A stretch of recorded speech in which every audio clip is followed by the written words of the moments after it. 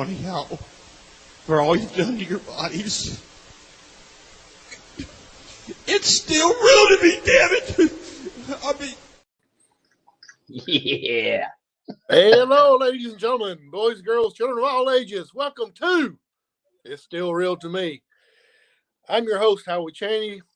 To my left on the video, I guess, will be good old JJ. Jeremy, how you doing? Hey, I'm good, Howie. Finally got to. Oh, started over there for a second. Go ahead. It's just good to be back. Had a lot going on last few weeks. Ready to talk a little bit of wrestling tonight, for And sure. to my right, we got QB1. We did a podcast earlier this week. If you tuned in and watched it, and Randy got so much compliments on the way he looked on there, he wanted to do it again tonight. So, Randy, how you doing? Hey, I like just my face being up there, my handsome self. Also, I gotta say another thing. I'm for a man that owns a media company. I'm not very technologically advanced, so that's all. That's all I want to say. I have a I have a halo light that hooks into my phone, and they told me to do an update on it.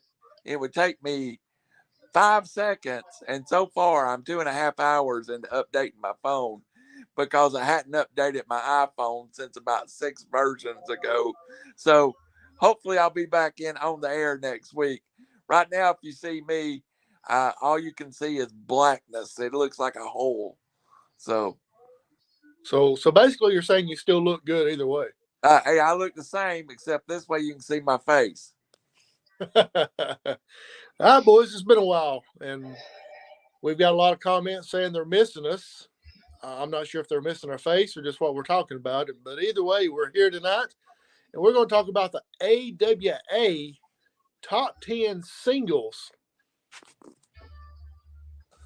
Boys, are y'all ready? Yeah, I'm ready to roll. I'm going to say this out the gate. I think the AWA is very underrated in the history of wrestling. And when we get into this, you're going to hear names that are household names, period. And it's like, well, where did they come from? Well, they either got their start in the AWA or finished up in the AWA. All right, Jeremy, you made a face when Randy said the best there was or underrated. What was your thoughts on that? No, I completely agree. I can remember seeing ESPN Classics showing some of that AWA. And when I really started looking at the list of talent and looking at the things that I mean, no, he's right. AWA was a big deal back, before Vince, took over and territories were still alive.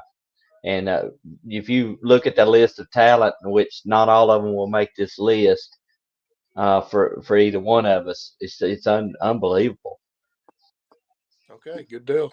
What was unusual about it is, as many people know, the AWA was based up in the Northwest territory. A lot of Wisconsin, North Dakota, South Dakota, Minnesota. That's where the Gagnes were located. It was in Minnesota. It is the only promotion that I know of that did not run year round. They ran pretty much all during the school year. In the summer months, they ceased to operate. And basically, May to August, there was no AWA. And I think that made it a lot easier to swap talent, too. Well, the wrestler back then wasn't making as much as they are now, so they actually had to go out and look for more work somewhere. So that probably helped out as well as far as swapping talent, too. Right. Absolutely. So, all right, let's get it kicked off with Mr. Good old JJ at number 10. All right, at number 10, I want to maybe not for his titles for but just for the character himself. you got to throw in AWA. You got to throw in Mad Dog Vachon. Um, I what a character. Uh, what an intimidating looking dude. And start. I mean, he passed away. 2013. Of course, he's the uncle of Luna Vachon, who if you watch WWE, what would that be?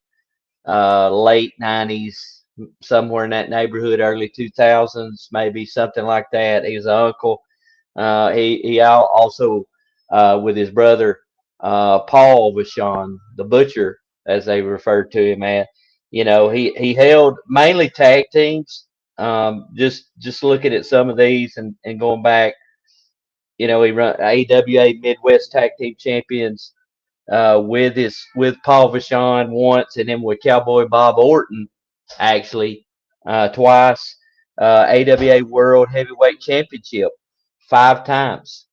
Uh, that's Mad Dog Vachon. So World Tag Team Champions once with Paul Vachon, one with Verne Gagne, who will probably end up somewhere else on this list. Um, so that you know what a character, what a career for Mad Dog. And I mean, could you have a better nickname, Mad Dog Vachon? Hey, That's I, a nice little nickname. I didn't know when this story would come up, but he's in my list, but a little higher up. But I think you just got to remind you, this is a guy that once opened the plane door and tried to ride a plane and sticking out of it. So when they say Mad Dog, he really was crazy. Okay, Randy, you got the floor at number 10. At number 10, and this might have a little controversy to it, but I was a big wrestling fan in this period, right prior to WrestleMania 1, right prior to everything that happened in the WWF. He spent multiple years in the AWA, is a former AWA World Heavyweight Champion. Number 10, I'll give you, before Hollywood, it was just Hulk Hogan. I'll give you number 10, Hulk Hogan. And he was an AWA wrestler when he recorded and was in the movie Rocky.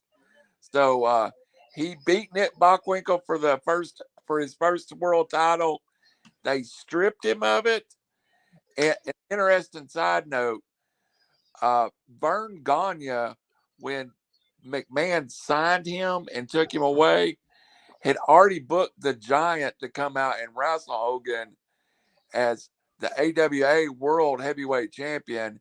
And then the Giant Hogan, what would headline WrestleMania 3, would have been in the AWA about 3 years earlier. Wow, I did not know that. Now Yeah.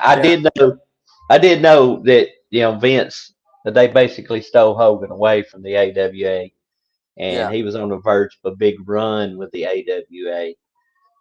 Had won the title, but somehow ended up being stripped of the title because he'd already signed with the WWF. It's a strange little deal.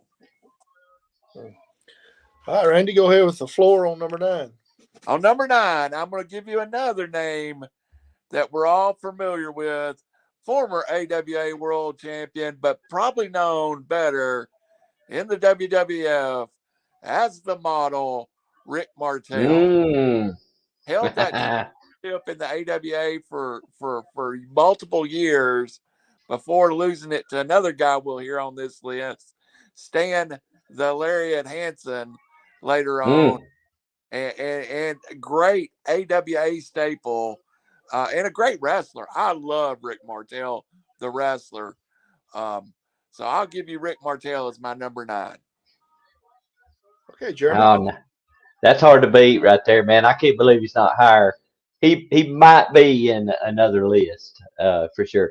So my number 9, probably more known for his NWA career and WCW, but I'm going to throw in at number 9. It's probably one of the toughest guys legit tough guys to ever wrestle, and that is Harley Race. Ah, At number 9, uh, former AWA Tag Team Champion. That was 3 times with Larry the Axe Hennig. AWA Midwest Tag Team Champion with Dale Lewis.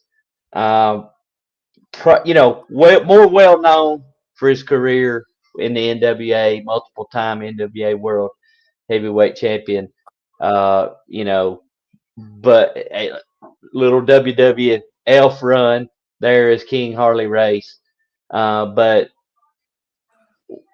from anything I've ever heard about Harley Race, one of the toughest men to ever live, and one of the toughest wrestlers.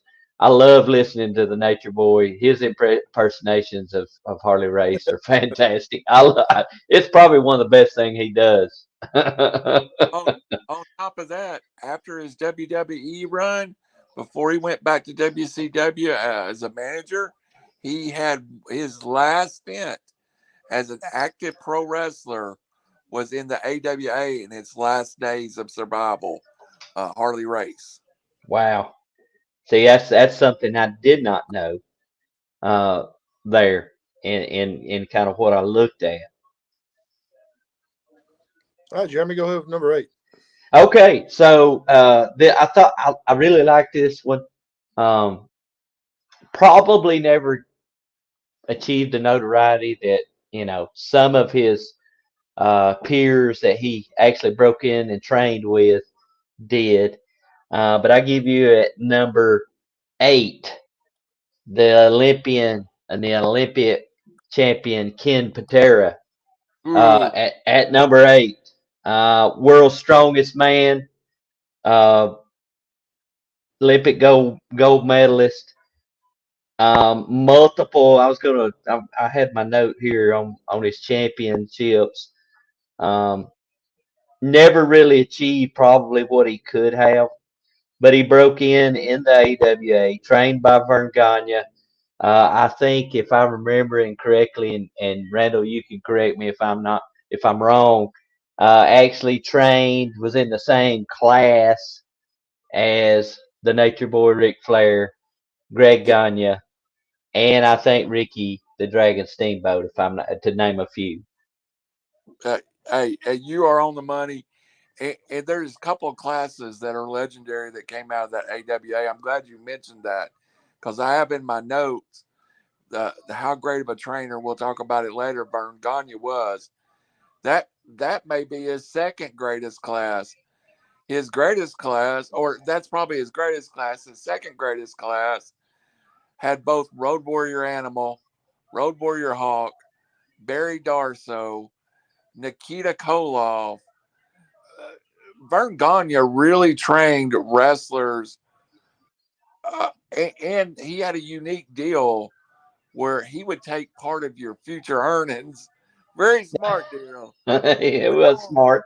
He would own 10% of your career for X number of years, and he owned 10% of Ric Flair for 8, 9 years before Flair was done. You can think how much money he made. Yeah, that's a pretty sweet deal there. No doubt. But the training, and from what I understand about the training and just what I've heard those guys talking about, it was brutal. Absolutely. The training. So if you made it through that, you're a legit tough guy because the training was brutal. Hey, It's Jeremy, probably on Ken Patera, do you think the fact that he went to jail for 3 years in the middle of his career with Mr. Saito, and Yeah, I don't know if anybody knows the story, but they were at a fast food restaurant. I think it was a McDonald's, and was there after hours, and basically Patero and Studo teared the place up. yeah. Hey, do you think that hurts his legacy a little bit? Well, I think it hampered his career for one thing. Uh, I when I think about Ken Patera, I don't even think about that episode. But I think it hampered his career. Now, let's see, how long did he serve? in 3 jail. years? Yeah, 3 years. You take 3 years out of your career. And his Maybe you were, prime too, his 30s, you know. yeah, maybe you were building momentum, maybe not, but you take 3 years. It's the same thing with the, I mean, different situation, but somebody gets injured, they miss a year. I just read the other day, I'd completely lost Bobby Roode, and he had a major injury, and he's by the time he comes back, he will have been out of action for a year. Uh, that takes a lot away from somebody, for sure. All right, Mister QB1, you want to go with your number 8? My number 8, I'm going to go back a little bit, and I'm going old school. I'm going to go, and it's a tie because I don't know which one to list on here. Oh boy, here we go. I Man, know here when comes the names, A and B.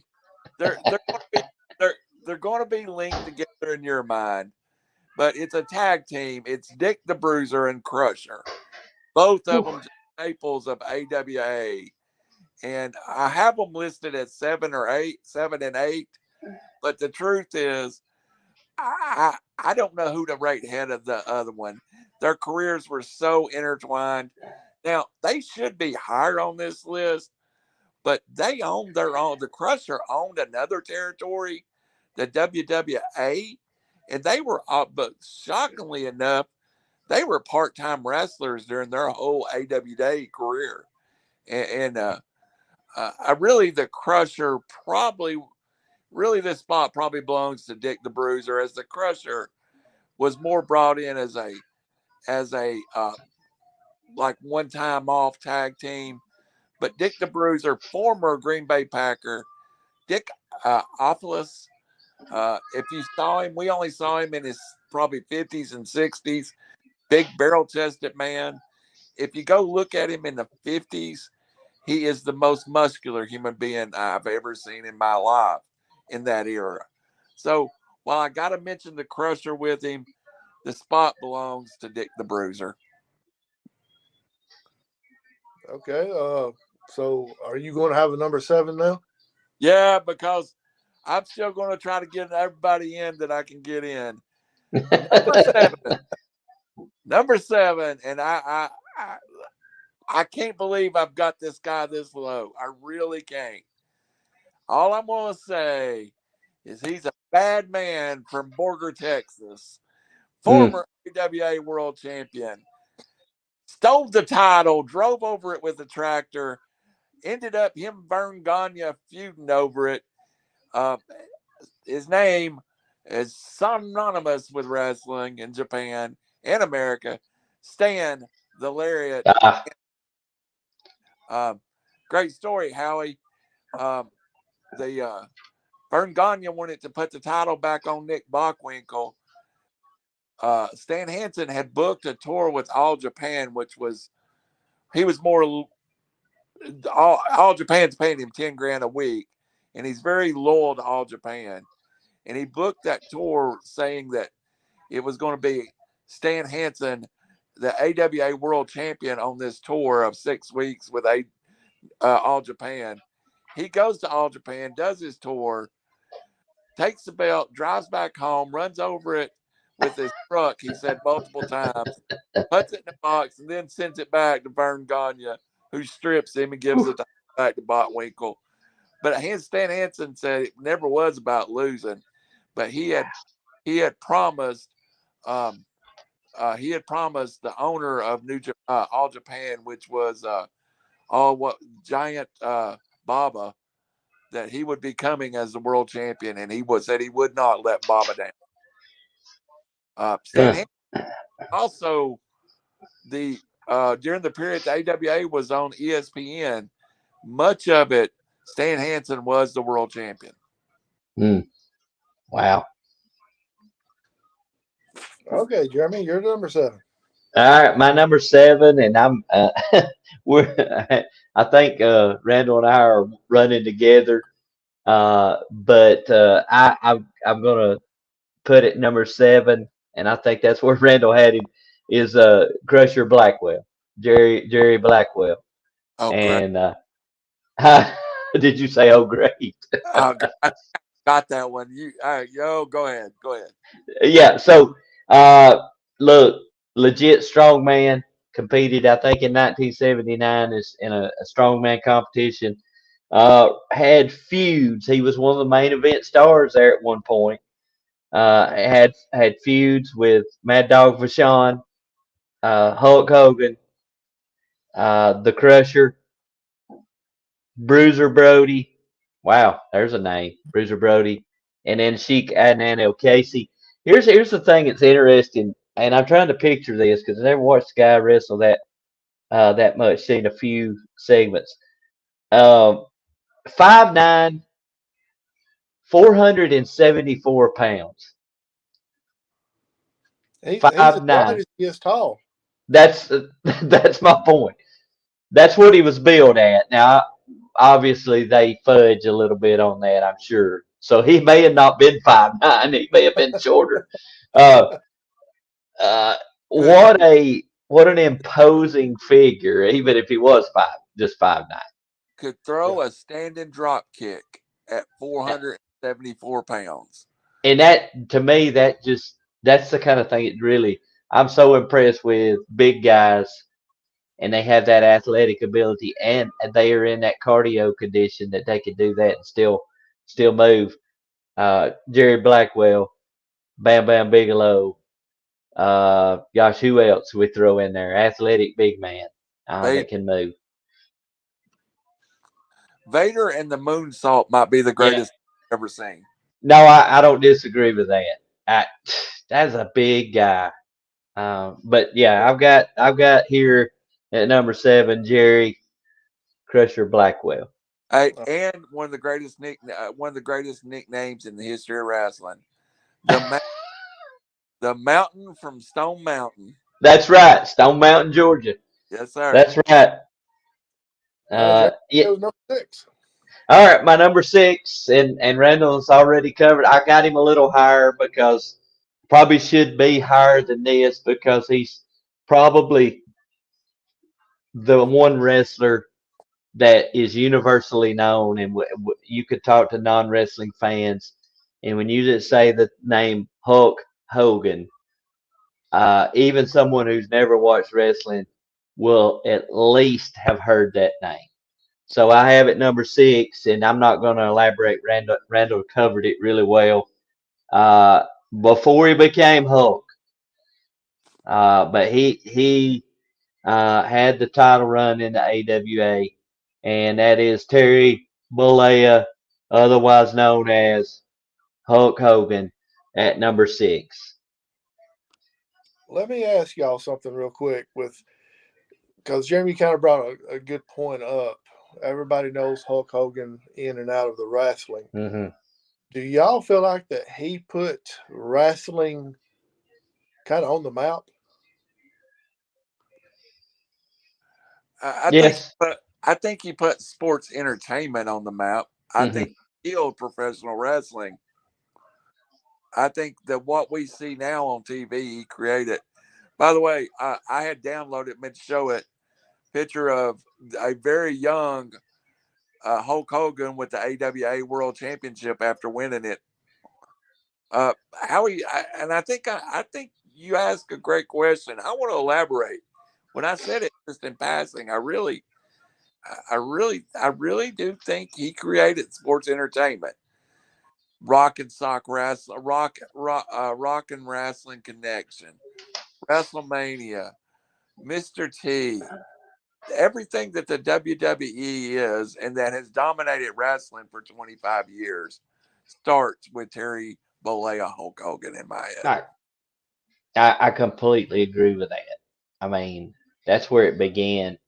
And you have wrestling purists, old school. Well, we don't get into this entertainment. Look, wrestling. I worked for Coca-Cola, and we were talking about this today. I can remember a time when I began. The thought of having bottled water and actually being able to sell it was ridiculous to some of us. Nobody's going to give $1 for a 20-ounce bottle of water. Hey, that's the wrong kind, by the way. That's Aquafina. I got to get you some Dasani or Smart Water. But you I remember our portfolio at that time, 20 plus years ago. Very limited, but we had to diversify and reach a broader client. Things change. People become more health conscious, so we had to expand. Whether we thought it was right or some of us. So obviously I'm not very smart because I didn't think it would sell. Well, what did I know? Uh, so same thing with wrestling. I think Vince had the foresight to say, "Hey, we want to try to reach a broader audience here," and that's where that came from. And I think Hulk Hogan was the tip of the spear when it comes to wrestling entertainment for sure. If you've not seen it on History Channel, maybe the greatest rivals WWE rivals show on there, Hulk Hogan and Roddy Piper. You need it, and it Hmm. really emphasizes how much you needed both of them to make what happened happen. And Piper gets overlooked in the history of wrestling, but I'm with you. I think it was Hogan and I think it was Piper that created what we know now. I mean, I don't know if you guys have went back and watched, WrestleMania 1, WrestleMania 2. I mean, yes, from today's production standards, no pyro, no lights, but that was a big deal. That was a big event. Yeah. Stars, mainstream stars, things of that nature, and Hulk Hogan, Roddy Piper, and right in the middle of it. And back Absolutely. to what, yeah, back to what Randy said there with the Piper being in part of it with against Hogan. Not only were they against each other, but Piper would ag it on with other people to attack Hogan. Yeah. Very, very, very So, true. so Jeremy, number 6. All right, my number 6. No, that was Hogan was my number 6, correct? I'm sorry. I'm sorry. It is Randy's turn. My fault. Okay, yeah. Randy 6. All right. Here's another guy that there's a lot of arguments. Before I say it, I like to do a. I think the, the guy, maybe the best pure wrestling talent of the last 25 years. There is nothing he couldn't do. There was nothing in the ring he couldn't do. His matches with Ric Flair were some of the most legendary in the history of the sports. His matches with Nick Bockwinkel was legendary. A lot of people don't know that he had an injury that really cut his ring activity down, and he took a long period in the WWE where he was just a manager. Then he come to the WCW and again got active in the ring, but mainly his last 10 years of his career, uh, 8 years, was more managing people. He's a former AWA world champion, a year long held the title. The one time that I think they got in front of the WCW and maybe become the number 2 promotion was with a feud that was Nick Bockwinkel Mm. versus this man here, and who I so much love and respect. And there he is. Cool Kurt Hennig, Mm. AWA world champion. Kurt Hennig, at this point, before becoming Mr. Perfect in the WWF or E at the time, was what I like to refer to as Magnum TA hot in the AWA. Babyface, completely over. Tag team had held the AWA tag team titles with, of course, Greg Gagne, but right prior to becoming the AWA World Champion, had a monster run with one Mr. Big Scott Hall as the AWA World Tag Team Yeah. Champions. I want to put Kurt Hennig higher.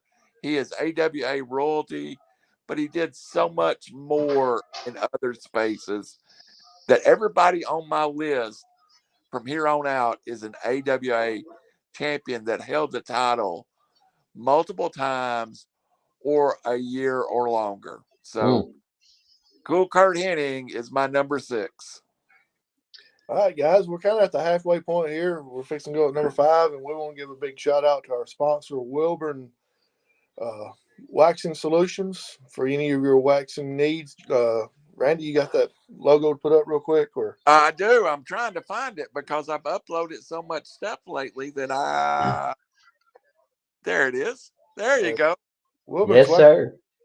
Hey, licensed and insured. I just had a situation, somebody done some work on my property that was not insured, and I need it redone, and I don't have a course reaction. Not a bonded insured, and it was my fault for not checking it. So that's a bonded insured person. You always check for that, but world class Wilburn's Waxing Solution. Not only the sponsor of this show, but a sponsor of River City Media and all things involved. Folks, this entertainment's free, but it's thanks to sponsors that's very similar to that helps us keep it free. And and and and after a long absence this week, I do want to plug a little something. The Coach Van show is returning next Wednesday to River City Media.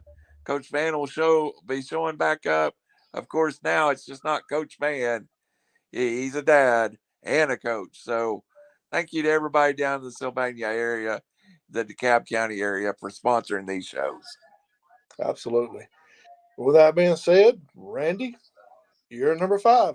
All right, guys, this guy could be number 1. He really could. In my opinion, he could have been an NWA champion. He was a CWA world champion. He was a USWA world champion. He was the only man at one point to hold 3 or more world titles, being the Memphis world champion, the Dallas world champion, and the AWA champion. Huge pay-per-view headline, 2 of them against Kerry Von Erich. Mr. Jerry Jarrett said after years of campaigning for him to win the NWA title, part of the reason Memphis left for the AWA was exactly this. He faced Nick Bockwinkel probably more than anybody other than Verne Gagne, and it is Mr. Jerry the King Lawler. Also, an AWA World Tag Team Champion with the star Bill Dundee. I love. Hey, if you're from Tennessee, like I am, Jerry the King Lawler, you grew up on him. I grew up on Jerry Lawler. Hey, so question is, as famous as Jerry Lawler is, and he's known, is he still underrated?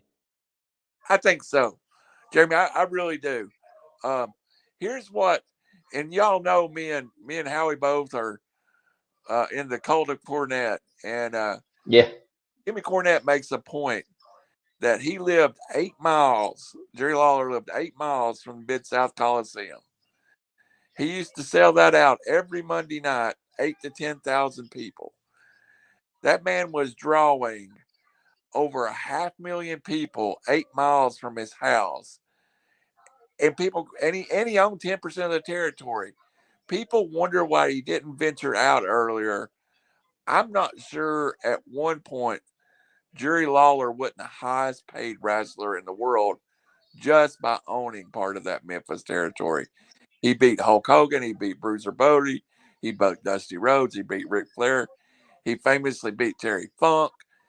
If you are a who's who of wrestling, you went to Memphis and you fell to the king. Even Harley Race, if you've seen Jerry, I think any 3 of us can take Jerry in a fist fight. But Harley Race got mad at him because he had music video And Harley said in that one music video, he beat up Harley Race, Bruiser Brody, Hulk Hogan, Nick Bockwinkel, Kamala the Ugandan Giant, and about 5 other world champions. And he's like, you can't bury them. But he didn't do it outside of Memphis. I understood Harley's point, but in Memphis, he was the king of Memphis. Yeah, absolutely. All right, Jeremy, you're number 5. All right, my number 5, and I debated on whether to even have him on the list, but Whoa. I don't. Hold on a second. You debated whether or not to have him on the list, and he's up at number 5. Well, here's why. I put him at number 5. I put him dead center that way, right? No, so I really don't feel like we could talk AWA and we could talk about uh, that territory without mentioning a Gagne. I don't think so. But I'm gonna put Greg in there, simply because that class that we already referred to, that training class from his dad's training, Verne, Ric Flair, Ricky Steamboat, Ken Patera. I really never thought of Greg Gagne as a really tough guy. He was a little bit smaller, but I really, just simply because of the class that he was there with, accomplishment wise, he won a couple of AWA television titles twice, I think. Just kind of reading these things off. He was the AEWA World Tag Team Championship. He won that 2 times with one jumping Jim Brunzell, who I believe was a part of that class also, that training for Verne Gagne. Named PWI, Pro Wrestling Illustrated Tag Team of the Year 1982 with Jumping Jim Brunzell. Ranked one of the best 500 singles wrestlers in 2003 of all time. So I just had to put him on there. I thought about putting Verne on there because we know he was a talented wrestler. But I think of Verne, for me, I think of him more as the promoter and the owner of the AWA. So I got Greg in there at number 5. Randy, how you feel about that?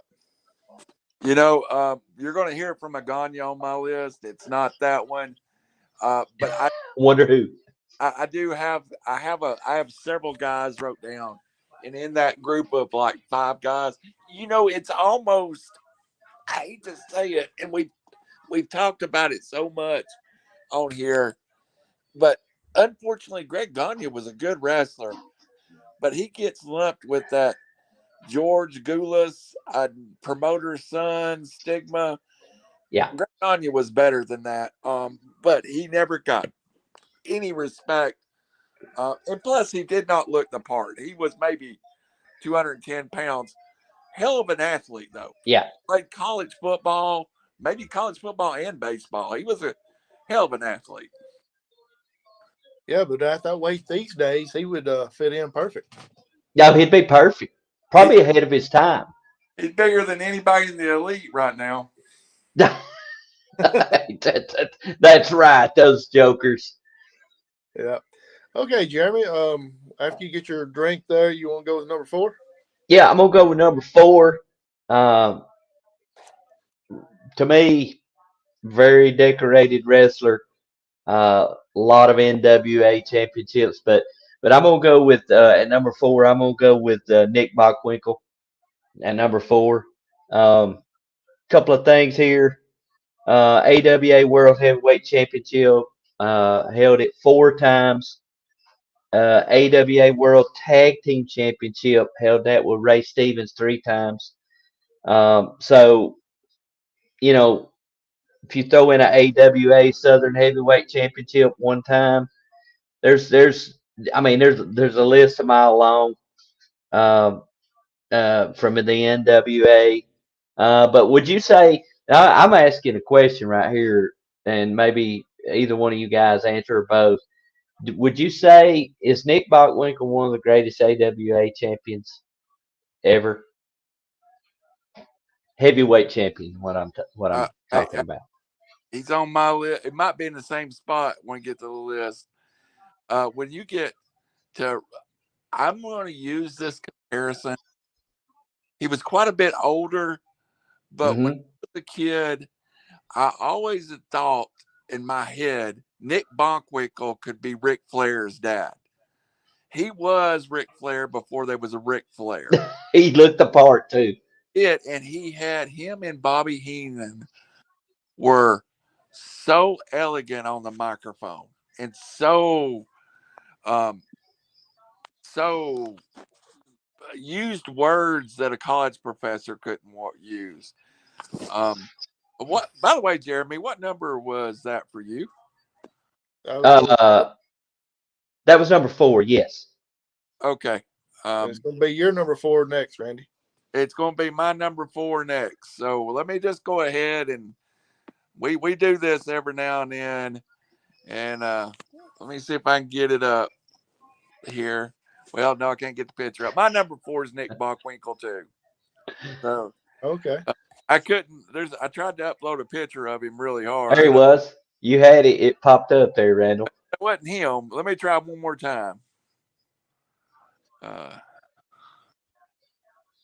Hold on. Go ahead, stop. But yeah, my number 4 is Nick Bockwinkel, and I always remember all the magazines that were Nick Bockwinkel, Harley Race, Bob Backlund. Back in the day when you could have a championship feud that you had multiple guys involved in it.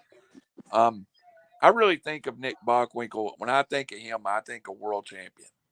And that back in the day when not everybody was a world champion. Right. Now, basically, everybody carries a belt, right? Right. Yeah, I've got one sitting right over here myself. Yeah, I mean, I'm going to be challenging for the title over the weekend here, so who knows? Maybe I'll bring home that new WWE World Heavyweight Championship, which makes 0 sense to me. But anyway, that's a whole other story. Yeah. You know what? And I think Nick Bockwinkel goes into that cool heel category too, JJ, where that was new in the wrestling business. Yeah. So. Yeah. Hey, Randy, you're number 3. Well, this was the picture I had ready to go for my number 3, but so for some reason, after I load, I think I've got pictures uploaded. So let me go with my number 3, the living legend, Larry Zbyszko, 2-time AWA and last AWA champion, son-in-law of Verne Gagne, by the way, and that's a big coup for the AWA in those days. He'd already had his NWA run, of course, with the Dangerous Alliance as part of it. He'd already done the WF feud with Bruno. This man had been top of the sport. He married Verne's daughter, ended up coming into AWA, and they tried to build the company around him. And he stayed till the last 9 days. And then after that, he went back to the NWA. WCW, where he became announcer and all the things he did. Had that great feud with Louis Spicoli, and I don't know if anybody. Louis Spicoli was another one of the kids that died of an overdose. But I'm going to tell you, we talk about underrating. To me, if I'm talking about underrated heels, that's number 1 right there. Next to maybe Piper on the mic, kind of the most human being ever to live. Larry, the living legend, Zbyszko. I like it. Let me guess, you got it at number 3, don't you, Jeremy? Actually, no. Head saying you liked it. I thought, well, we got another. No, I do. I do like it. Ready for my number 3? Yes, sir. Okay, my number 3. Already been mentioned. I think we can either say great minds think alike or whatever. the case may be. But I have at number 3, who we've established already is probably, even though he's well known, probably really underrated, and that is Jerry the King Lawler. Um, I think Randall mentioned it. Probably at one point, maybe one of the highest paid wrestlers at that point, at their peak with Memphis. But we talked about Hulk Hogan and we talked about the beginning of wrestling entertainment. Is it a stretch to say that maybe it started a little further back with someone named Jerry the King Lawler? Good point. I that the angle with what was it, Andy Kaufman? Mhm. That was fantastic. Yeah. Now Andy played a great role in that, and one of my favorite stories is, they stretchered him out. I don't know who that is. That's not Andy Kaufman, but anyway, Ain't that they Ace Proud? yeah, they stretchered him out, right? They stretchered him out, Yeah. and he paid for the ambulance, Absolutely. and he got to the hospital, and even had everybody wondered, did Jerry really hurt Right. him with the pile driver? he Jerry went to the hospital, and he said, I think I remember the story, if I'm remembering it correctly, there was nurses or there was people in there, and he's playing the role, and then it's just him and Jerry, and he goes, do you think they bought it? Something of that nature. That angle, being on, what was it, David Letterman? Yeah. Uh, being on Letterman, uh, really good stuff. Of course, Jerry, fantastic announcer. I was listening to some old him and JR. Uh, so talented. Probably would at this, he's kind of working through the stroke that he had. I think he's having some kind of surgical procedure this week. But man, he was a heel. I didn't like him, man. Great heel. When he wanted to play heel, great baby face, especially in Memphis. Right. So I got Jerry Lawler at number 3. And go ahead with your number 2. Okay, my number 2, and we're running all over each other, but I got him a little higher than Randall. And I have at number 2 the living legend, Larry Zbyszko. I think he referred to himself as the living legend. Um, I think he's really underrated as a talker. There he is, right there. Look at his accomplishments. Defeating Bruno, that was a big deal. And that's WWF time, but defeating Bruno, holding that AWA world title. I thought he was a great announcer. I thought he was really good. If you listen to that WCW Yes. stint that he was in, I really thought he was a very good announcer. I liked his excitement. I like what he brought to the table there. Underrated when we mentioned him when we were talking about tag teams. Hey, that Dangerous Alliance right there. I think he was involved in that group. Good deal. I think they could have done far more with that group. Teaming with Arn Anderson. So I've got Larry Zbyszko at number 2 because when I think of AWA, and it may have been just a time period that when I was paying attention to it as a younger person, I think Larry Zbyszko. He held the AWA world title for over 2 years, Jeremy. Mm-hmm. And Yeah. it was ESPN, the whole thing. By the way, I did get the Nick Buck wing. There. I wanted to. There he is. That is Ric Flair at 41 years old. I'm telling you, but that's 1985. So I think I might have Larry Zbyszko too low, to be honest with you, but yeah, we'll see it there. I'm sorry, Randy. Go ahead with number 2. Well, Jeremy's had him already on his list, and I have him much higher. I think he's truly one of the crazy men of pro wrestling. He is Maurice Mad Dog Oh Vachon, wow! Look at 4-time that. WA World Champion, multiple times tag team champion. Hey, look, there's something for me to say if somebody that stays 30 years. The Yeah. Vachon stayed in it, won the title multiple times. Never really he done some wrestling around other parts of the country, but Maurice Vachon was very loyal to the Gagnes in America, and I think that's the reason I have him at number two, was the fact that I could go back and Google results from the AWA, and I could find Maurice Vachon on cards in the 60s. Maurice Vachon, Doug Vachon on cards in the 70s. Mad Dog Vachon on cards in the 80s. And of course, very much, like you've already said, Luna was his daughter, who was married to Gangrel, who Hmm. started Edge and Christian. There's very much a link to Mad Dog to the current generation of wrestlers and his legacy living on. Okay. Can't disagree with that. Right. All right. Jeremy, go ahead and give your number one.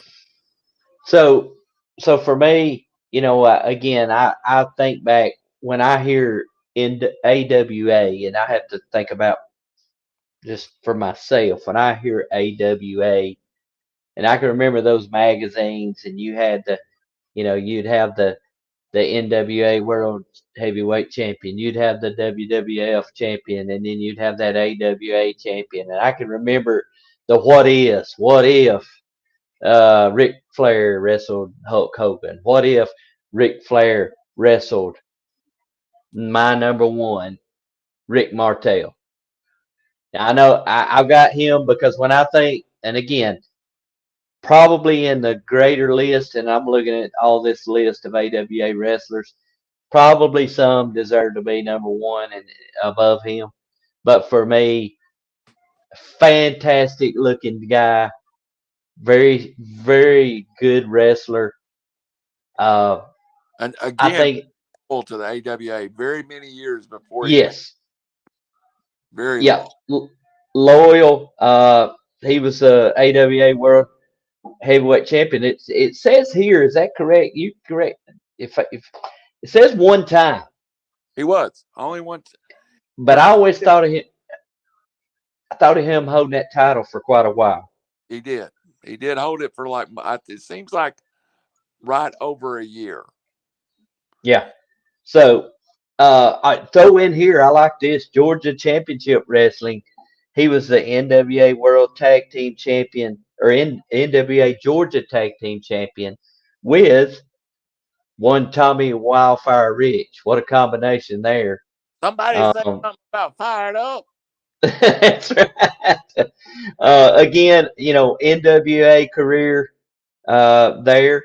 WWF career. I felt like he had more to offer in the WWF as And the model.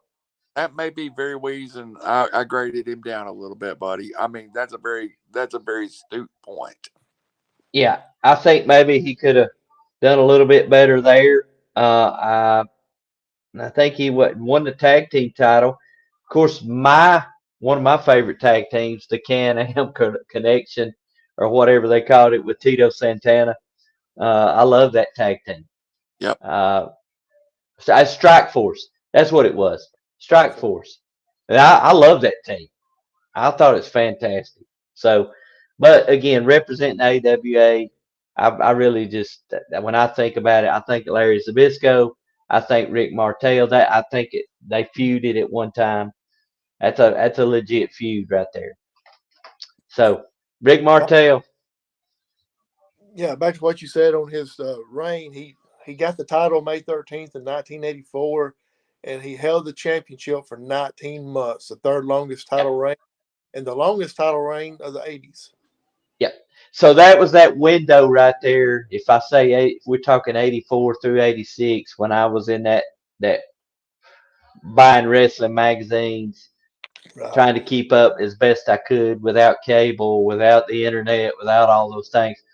Uh, Not having a VCR, you could get tapes because I didn't have a VCR, right? Right. And so, that's his name's synonymous with that AWA for me. Okay, Randall, you're number one. Okay, I'm gonna put up a picture of my number one, and I want to see if anybody can name him. Oh boy, Here we go. My number one wrestler. That's that hard. is Verne Gagne. That is Verne Gagne. In the 1950s, as the highest paid wrestler in the U.S., I heard Cornette talk about it. But Gagne off the Chicago TV, $100,000 a year performer. Gorgeous George out on the West Coast, 1950s, over $100,000. Well, Mm. we all know more this Verne Gagne, and Yeah, I think it's a tragedy he went bald so young. We're talking about a guy who was on the 1960 Olympic team as an alternate. We're talking about a guy that in the 50s was that United States champion. And I actually think that it really doesn't look like the same guy. But he had, this is going to make the Flair fans mad, 15 times the AW, or 10 times the AWA champion, five mm. times the Omaha NWA version of world champion, and two times the IWA world champion, a 17-time world heavyweight champion is Verne Gagne. He was Wow. the owner of AWA. And unfortunately, I do think he hurt his legacy by making himself the champion too often. But Yeah. him and Nick Bockwinkel feuded over that title for years and years and years. I am so happy we did this. When you start talking about the AWA, you realize how much of an influence it had on the other wrestlers in the world, It, other wrestling promotions. and we didn't really even scratch the surface with this list. I mean, you think about guys that wrestled in the AWA. We mentioned Bruiser Brody, uh, Colonel De Beers. I don't know if you guys Oh, remember Colonel De God, Beers. very good, Live.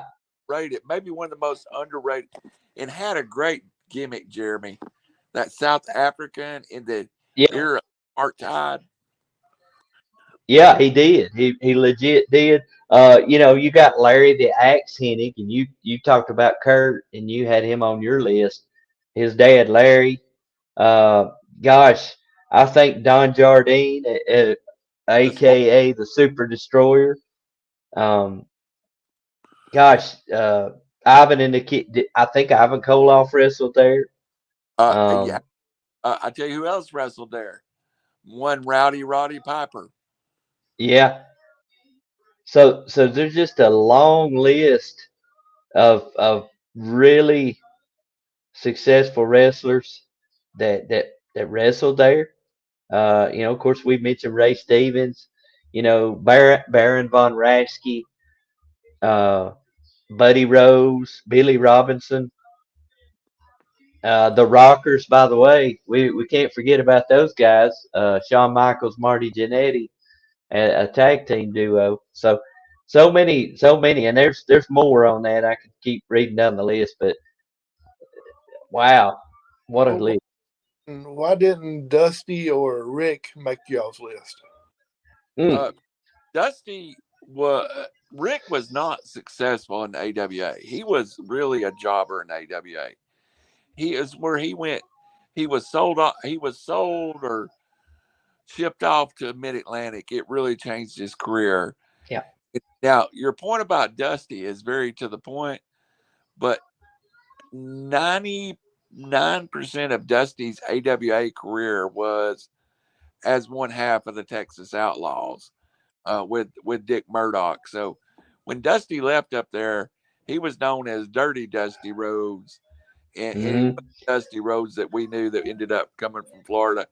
Another one, Howie, and you just jarred my memory that I don't think often gets associated with the AWA, but really, I mentioned him with Kurt Hennig, but Scott Hall, Yeah. much of his young career, was sent in the AWA. Also, the Patriot Dale Wilkes was in Hmm. AWA before getting to the WWF. Um, that last run they had uh, was really a bunch of young talent. I remember the Rockers winning the World Tag Team Championship. Then the Russians, Boris Zukov and Solnet, whatever his name was, winning it. Then you had Jerry Lawler and Bill Dundee winning them. Man, Yeah. that was elite wrestlers.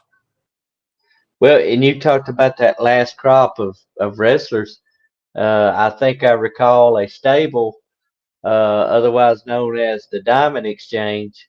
Yeah, Uh, Paul Diamond, Pat Tanaka, managed by.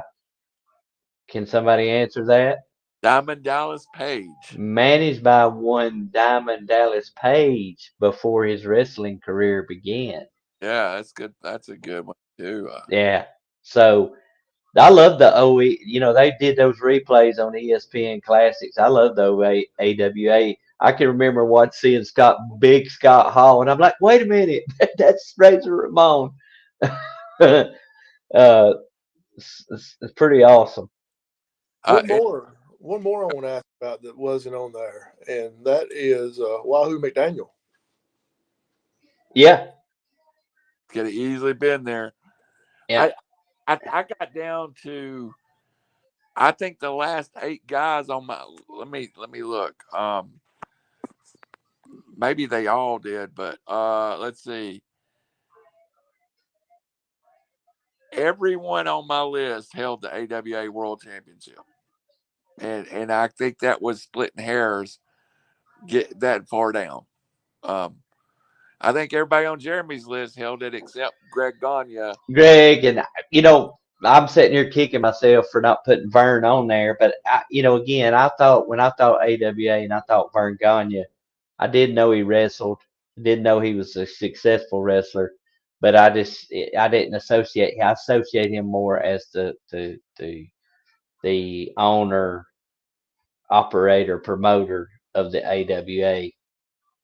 Back Wahoo finished his career up in the AWA and was monster too. And I think I when I look at the AWA, because they were kind of a part-time promotion, um, when I see Hulk Hogan, I think of the WWF. When I see Wahoo, I think of the NWA. When I see Scott Hall, I think of WWF. I don't really think of any of these guys other than Verne and Mad Dog Vachon. I don't Hmm. know if I think of any of those guys being a primary AWA guy. And So they just, I'm kicking myself right now because I'd probably put Wahoo in my list if I thought of it. so what about here's another name, and we're just throwing names out there. What about Jesse the Body Ventura? Oh, geez. Yeah. How did we not have him on the list? Well, I looked at him and I looked at his accomplishments, and I mean, there wasn't, as far as championships, there wasn't a lot of championship gold there in the AWA. And I guess that's, doing research, I guess that's just why I left him off. Because I think of him as a WWF guy, uh, not even from his wrestling days, but from his commentary days, who, by the way, probably, I love Jesse Ventura and Vince McMahon on commentary. That was my childhood, you Yeah. know. McMahon, he was a great heel announcer and stuff. But I love that. What about superstar Billy Graham? Yeah. Hey, here's one I don't know how we even Billy superstar Billy Graham. God, how did we miss how did we miss the Blackjacks? Blackjack Mulligan and Elizabeth. Yes. How did I miss the Well, I did the same thing. I mean, what? That's a team right there, the Blackjacks. How you making me doubt myself now? I may have to go back and redo my list. So you know, here's another name. yeah, go ahead. Sergeant Slaughter. One All right. Sergeant Slaughter. He went there because the WWF wouldn't let him have his GI Joe deal.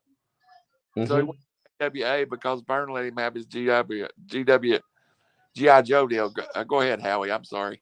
No, you're good, man. I just want to commend y'all guys for actually picking these guys for what they did in the AWA instead of going with these other guys that were better known at other places.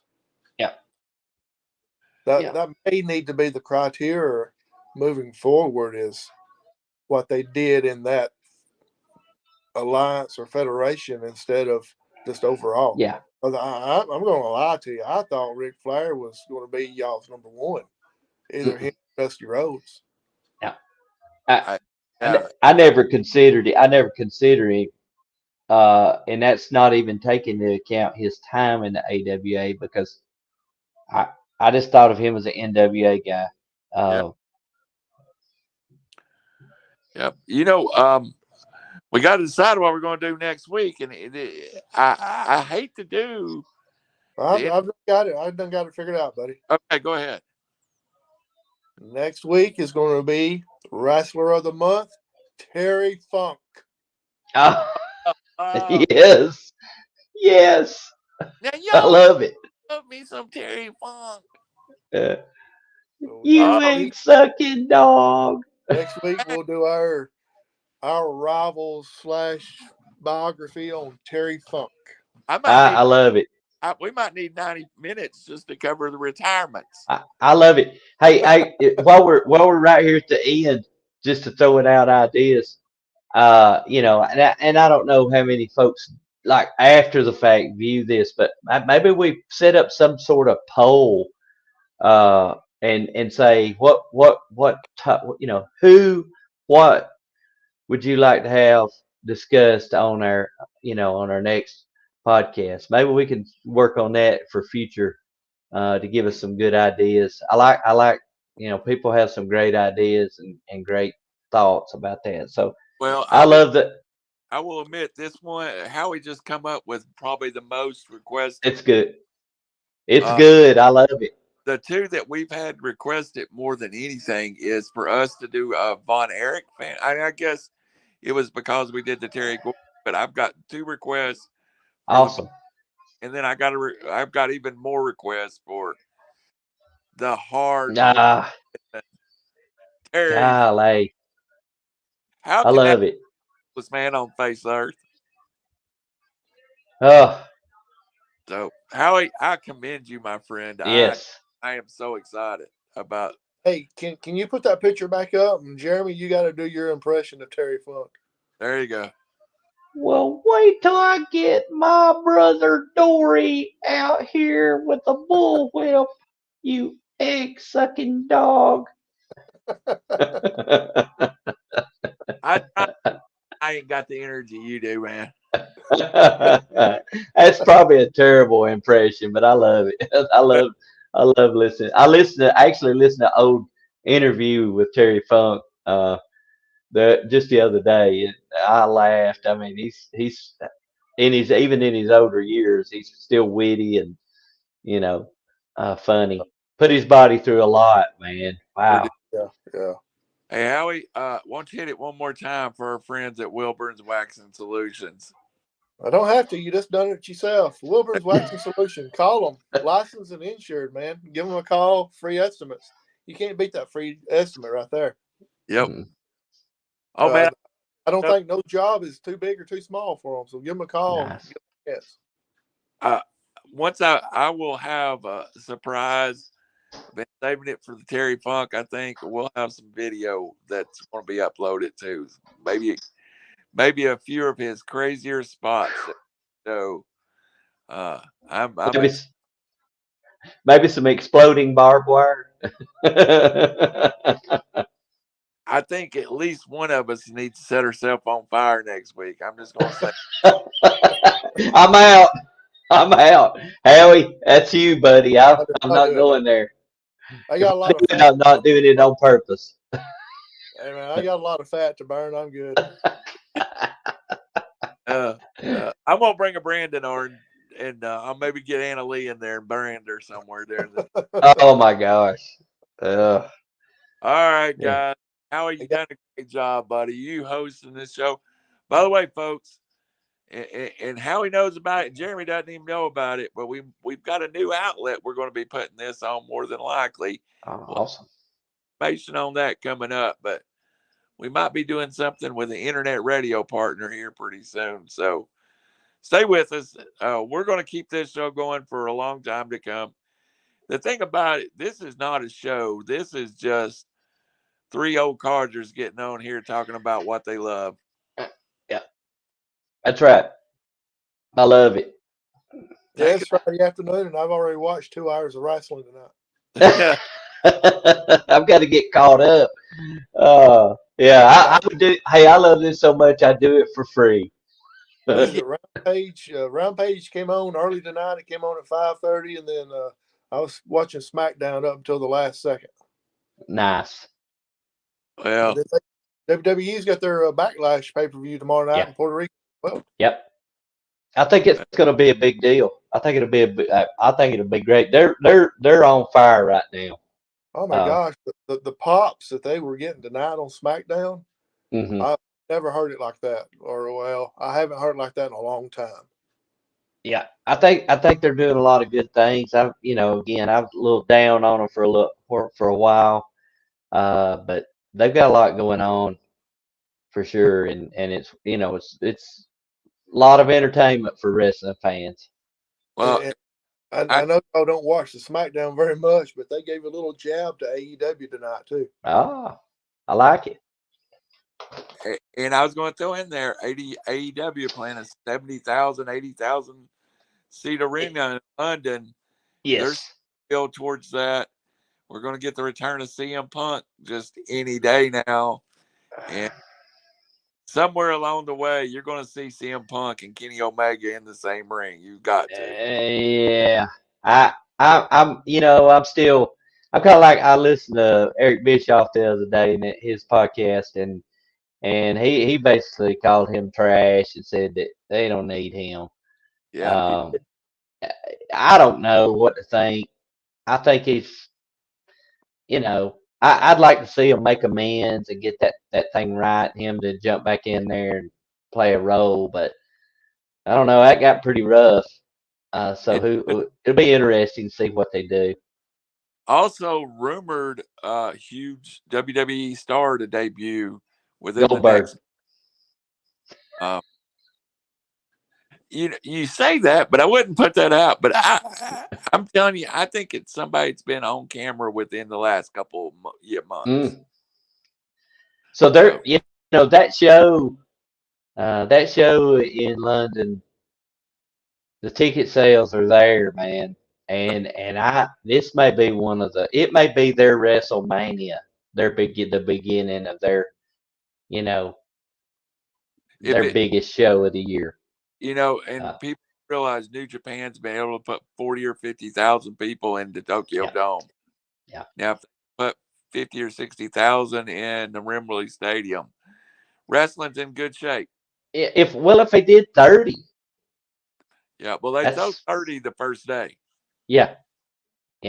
I think I had read somewhere or heard that there was like requests for tickets before tickets even went on sale.